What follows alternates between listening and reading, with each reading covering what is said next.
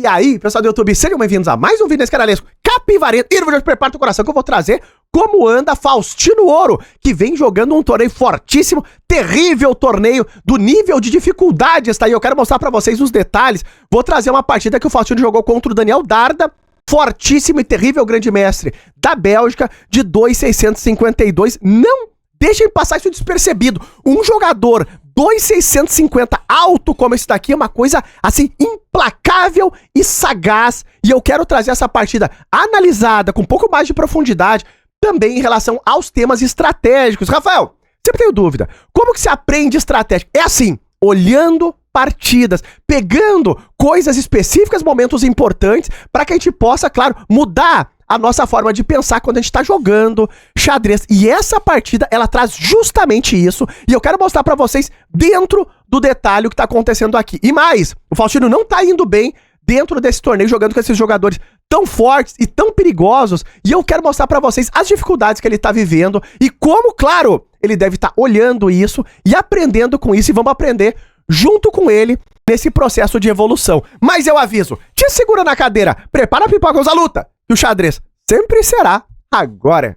Chegou a grande oportunidade para quem quer aprender xadrez. As matrículas da comunidade Super Alvoredo estão abertas. Essa é a primeira turma do ano e uma oportunidade de ouro para aprender xadrez de uma forma dinâmica, didática. Eu sou aluno da comunidade e indico porque realmente é um conteúdo de muita qualidade. Mas, Rafael, eu sou um jogador iniciante. A comunidade também é para mim?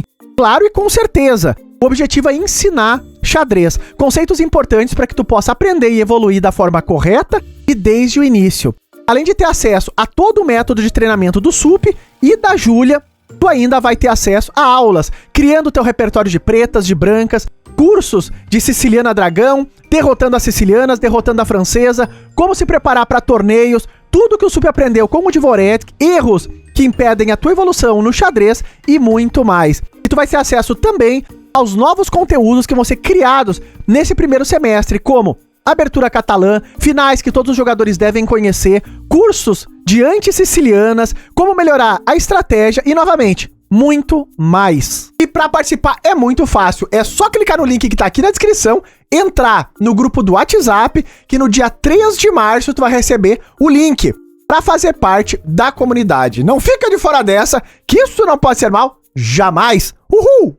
E de brancas, o Ouro, Faustino Ouro contra Daniel Darda. E vejam que nessa peleja, claro, o Faustino largou E4 favorita lá, uma siciliana Russolimo. É por aqui que vai ser travada a batalha. Então, é uma siciliana mais posicional. Vejam que o Faustino não abriu a siciliana com o lance D4. E o Darda, aqui ele joga o lance E6, que vai trazer a ideia, claro, de passar esse cavalo para E7 para segurar o cavalo de C6. Muito natural. Roque foi jogado, cavalo E7, dizendo que a estrutura não vai ser quebrada. Torre E1, isso é uma posição técnica aqui. E o Daniel joga o lance cavalo D4. Bom, é a partir daqui que a coisa já começa a esquentar. Claro que ainda é teórico. Uma posição muito interessante vai ser construída depois da troca em D4. Vejam que o Faustino, com essa troca, ele perde, claro, a ideia de jogar o lance D4, que seria um lance bem libertador aqui para as brancas. Então ele vai preparar essa ideia. O que ele tá querendo? Que tu tome aqui, ele toma de cavalo e tu joga o lance D4. Agora, uma coisa que é conhecida no xadrez é que teu adversário nunca faz o que tu quer. Uma coisa terrível. Tu já deve ter vivido isso. Nunca vai. Pelo contrário, normalmente o teu adversário faz é o que tu não quer.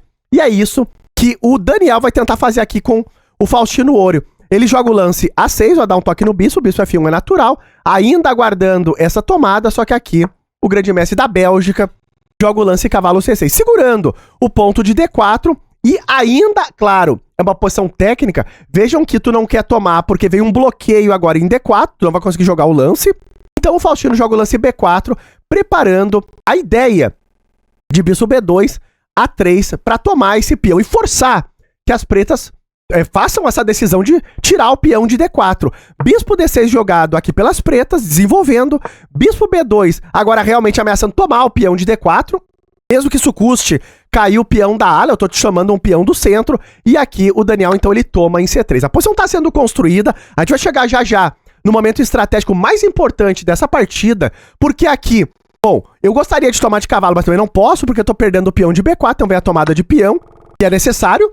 para não perder o peãozinho de B4, e dama C7 está jogado, e o Faustino aqui joga o lance G3, olha lá, para defender a tomada em H2. Vejam que o Faustino aqui ele tem uma preocupação que é normal dentro de uma fase da abertura, que é para onde vão as minhas peças, né? Então tudo que está sendo jogado, inclusive pelo Daniel também, ele sempre tem a preocupação de onde vai as peças, vejam lá. Então o Faustino tem um plano, que é bispo G2, cavalo D2, tu ainda vai ter que jogar ideias como A3 para segurar em B4, passa a torre para C1 e joga C4. Essa aqui é a posição dos sonhos pro Faustino.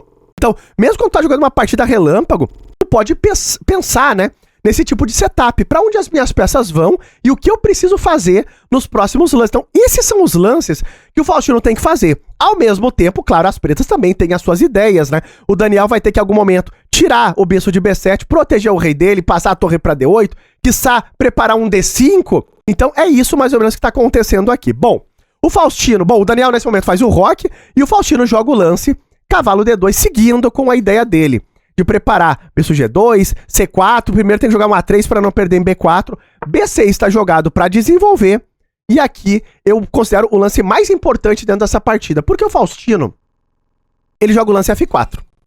Veja que esse lance, ele não estava ali dentro daquelas ideias que o Faustino deveria seguir, e esse lance, se tu botar na máquina, ele não tem nenhum problema. Então aqui é o primeiro ponto estratégico que normalmente é mais difícil de ser compreendido. Porque, Rafael, esse lance realmente não tem problema nenhum.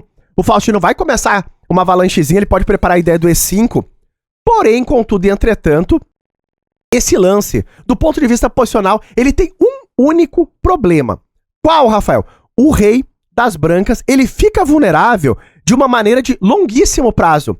Então, isso é muito difícil, às vezes, a gente ver, porque normalmente a gente pensa o lance mais imediatista. Tá vendo um grande mestre jogando e por que ele não jogou tal lance mais ambicioso, né? Justamente porque muitas vezes o jogador, ele tá pensando em longo prazo. Então ele viu muitos exemplos de partidas que lances como esse podem se tornar um problema no futuro, não agora, lá na frente. Imagina um cenário onde todos os peões do centro ao flanco da dama, o flanco da dama todo foi trocado e tem só as peças pesadas. Notem que nessa posição o Faustino ficaria com o rei mais vulnerável. Agora, isso é lá na frente. E são esses detalhes que jogadores como o Daniel Darda, ele vai pegar. Ele vai pegar e vai tentar botar problemas práticos pro Faustino. Então tem a questão também do estilo do jogador, né? O Faustino é mais jovem, ele tem um ímpeto mais pra cima, ele quer jogar pra dar mate e pra atacar. Mas esses caras mais elitizados, eles vão tentar pegar esses pequenos pontos pra tentar punir o Faustino. Olha o que vai acontecer nessa partida. Por quê? Bom, Daniel seguiu jogando natural, que é bispo em B7. O Faustino jogou bispo G2, também natural, estava dentro do radar. Torre D8, pode preparar, claro, a ideia do D5. Dama E2 jogou o Faustino conectando as torres, tudo normal. E bispo F8 preparou a ideia do D5. Vejam que nesse momento o Faustino ele centraliza a última torre que era necessária. E agora vem o lance cavalo E7. O que o belga tá fazendo? Ele preparou todas as peças para jogar o lance D5. A posição ainda tá equilibrada, o Faustino não tem nenhum problema nesse momento, e aqui o Faustino jogou um lance muito interessante, que é rei H1. Vejam que, com o F4 já jogado, ele sente a necessidade de melhorar um pouco a proteção do rei dele. Claro que aqui tem a ideia do D5, o Faustino, inclusive as máquinas, gostavam nesse momento do lance C4, para tentar barrar essa ideia, mas o Faustino também tem um plano contra isso, jogar C4 aqui. Provavelmente o Faustino tava com algum receio do lance A5, que meio que vai quebrar toda a estrutura, e se eu tiver que jogar esse, já cria uma fraqueza aqui na casa de C5, no ponto de C4 também. Então o Faustino jogou rei H1, que também não tem nenhum problema direto.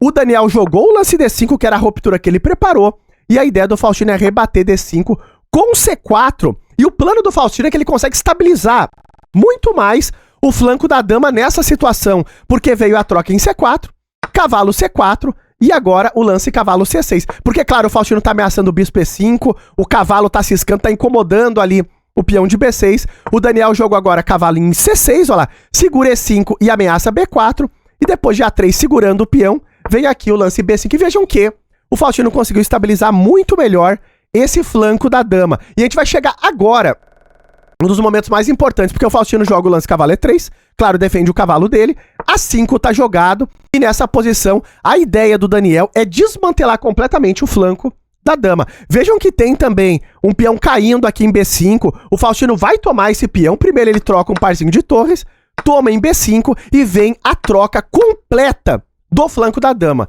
E esse é o momento mais importante dentro dessa partida para que tu entenda a questão do F4 que foi jogado lá atrás. Olha para a avaliação dessa posição. Tu não sente um certo desconforto na posição das brancas? Rafael, sinto um leve desconforto, mas não consigo dizer exatamente por quê. Vejam que a única questão para as brancas aqui de dificuldade é o rei mais vulnerável. Então, essa posição com o peão em F4 deixa o rei das brancas mais vulnerável. É a única fraqueza que o Faustino tem aqui nessa partida, porque o rei das pretas tá super sólido, o material todo é o mesmo, só que os peões das brancas estão um pouco mais adiantados, que dá essa sensação de fraqueza do rei. E sim, essa posição marca ponto 76 de vantagem para as pretas. Veja que é quase nada, não é nenhuma vantagem decisiva, mas é um desconforto. Notem que se esse peão tivesse em F2 e o rei em G1, essa posição aqui que tá no ar agora é 0-0. É completamente empatada na avaliação da máquina, porque o rei das brancas está mais seguro. E tudo isso por conta daquele F4 lá atrás, que parecia naquela situação um lance super comum, super ok, mas exemplos como esse, veja lá, de longo prazo, é que tu começa a ver a questão estratégica do xadrez e como esses jogadores mais fortes vão tentar punir o Faustino dentro desse detalhe. A garganta ainda tá arranhando.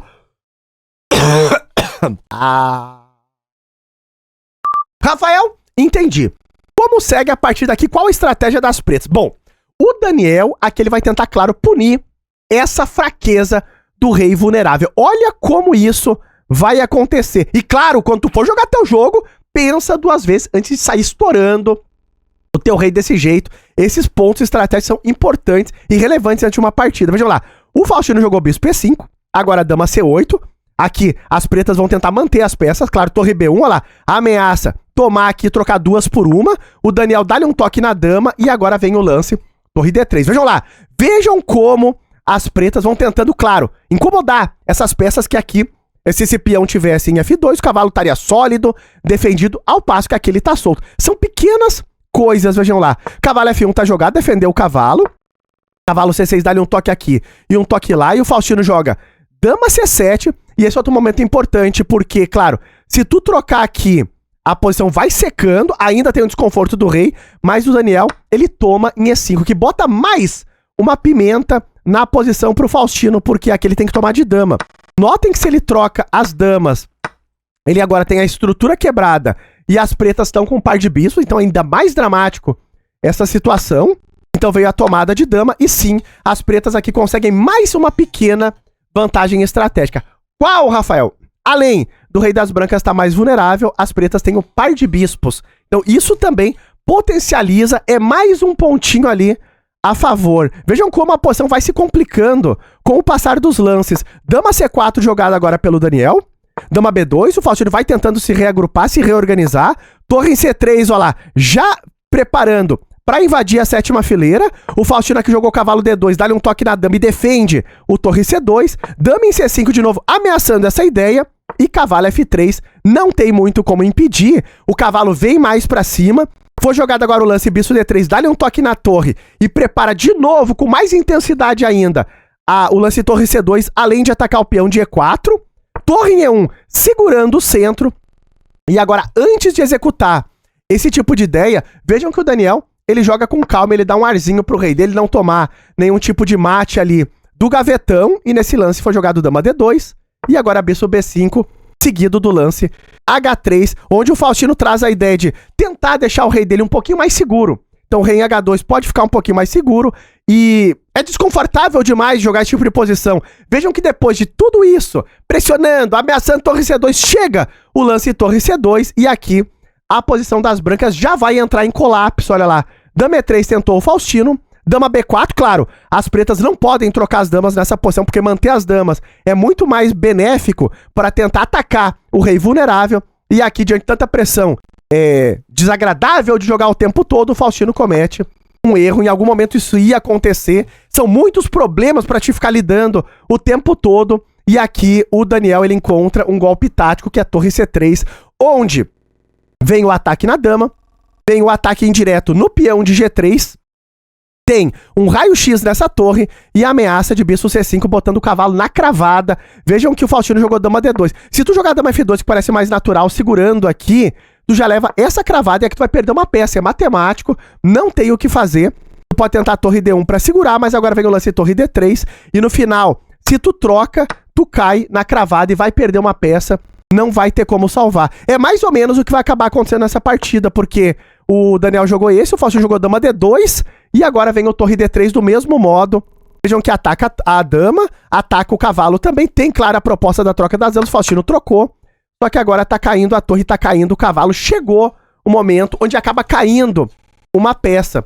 E claro, tudo por conta também do rei exposto. Então o Faustino ficou tentando lidar ali com a vulnerabilidade do rei e ele acabou criando outras fraquezas e a partida acaba nesse momento tático aqui. O Faustino tomou o bispo, caiu a torre, e aqui ele tem uma qualidade a menos, tudo tá caindo, tudo tá indo abaixo. Aqui o Faustino já abandonou essa partida, que eu coloco como uma partida muito interessante do ponto de vista estratégico, de longo prazo, que normalmente é muito mais difícil de ser avaliado. Então eu trouxe uma análise um pouquinho mais técnica dessa partida, porque isso são tudo coisas que o Faustino tá aprendendo. Tu acha que ele não tá de olho? Ele tá de olho em como ele perdeu essa partida, como esses jogadores pegam esses pequenos detalhes e vão utilizando contra o adversário. Então tudo isso é aprendizado e, com certeza, nas próximas partidas o Faustino vai levar isso em consideração e vai vir mais forte pros próximos jogos. É assim que vai sendo forjado um super grande mestre. A gente tá acompanhando